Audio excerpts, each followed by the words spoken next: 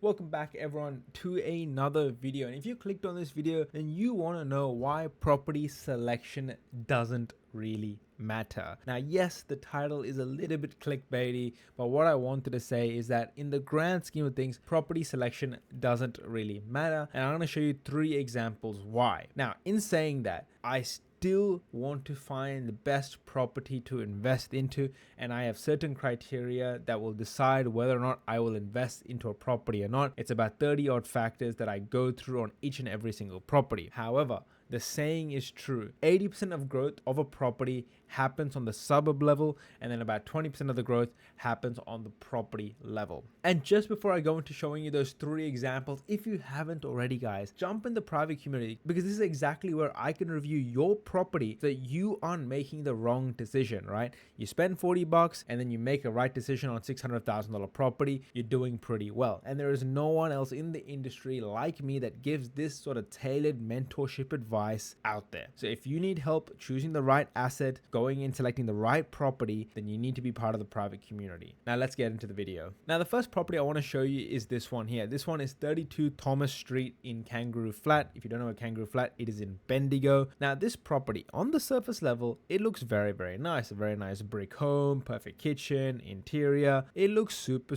dandy, something that you would invest into. Now mind you, if you're wondering why this is so cheap, it's because it was sold on the 12th of Feb 2025. I'm just showing this for a pure example basis. Now when you look at this property and you start to look at the maps, okay, it's on a relatively nice quiet street, and then bam, cemetery. And you would think, who in their right mind buy a property so close to a graveyard? Well, I certainly wouldn't. I would not touch a property in front of a graveyard in a 10-foot pole. It's only about 50 meters away. It is right in front of it. You're gonna have funerals that happen every single day. Maybe not every single day, but you'll have funerals that happen. People come and visit a graveyard, and oftentimes you find that people don't like living in front of a graveyard. It attracts less tenants, it attracts less buyers. It is not an ideal scenario. And if anyone was to ask me whether or not I should invest in a property in front of a cemetery, I would say no. However, from a capital growth perspective, when you look at this property and you start to look at the historical capital growth of this asset, you can see that in 2015 it sold for $260,000, and in 2025 it sold for $510,000, and in 2026 it now has a property estimate of about $612,000. And that should beg the question, even though a cemetery for me personally is a red flag, it's a deal breaker, I wouldn't buy a property, does that mean you shouldn't consider it? Because you can see in hindsight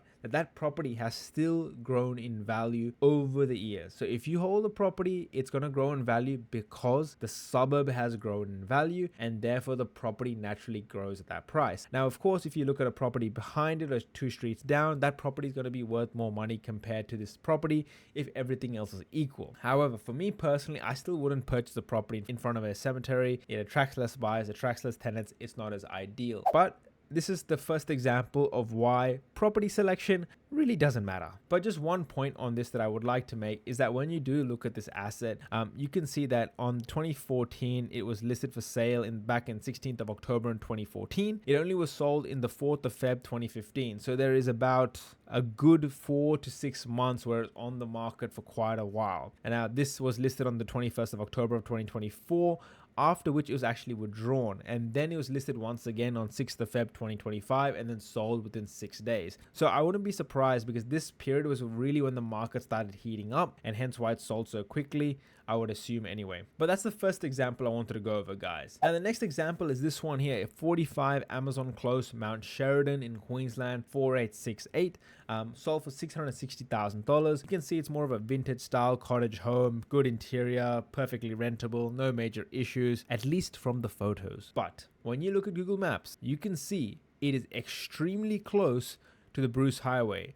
And the Bruce Highway is notorious for road noise, major trucks going through, heavy vehicle noise, you got air pollution, noise pollution, brake dust, V8 Commodores ripping by on the Bruce Highway, etc, right? It is not ideal buying so close to a highway. In fact, for me, it is an absolute deal breaker. It is a no-go for me, and I wouldn't touch this property again with a 10-foot pole, like literally. However, when you look at the historical price growth once again, you can see that over the 10-year period from 2000 2008, it was $290,000. In 2019, it was $280,000. And that's when Queensland had that big lull period of 10 years of basically no growth. And then in 2026, it sold for $660,000. So once again, this highway, even though it's a red flag in my books, it did not stop price growth because it grew with the suburb median, right? It grew proportional to the growth of the suburb. And so you'd ask yourself again, why does property selection really matter? Well, once again, it's going to have less buyer demand in the future and less tenant demand in the short term. And it's not the best quality asset. Now let's go to the last example. This is 188 Cobra Street in Dubbo, sold for $520,000 in 17th of Feb 2026. And once again, very nice brick home, decent interior, looks perfectly rentable, nice yard space, not the best photos I would say online. Could do with better advertisement, you can say. But once again, you look at the maps and you can see that it is in a terribly placed location. Now, from just this alone, I can spot about 3 to 4 absolute deal breakers for me when I pick a property. Not only is it on a major highway with heavy vehicle noise, you can see a bus stop, which means buses go through here, heavy vehicle noise. And let's walk on to the street view, right? Let's have a look at the surrounds. Bam, petrol station. What does petrol station mean?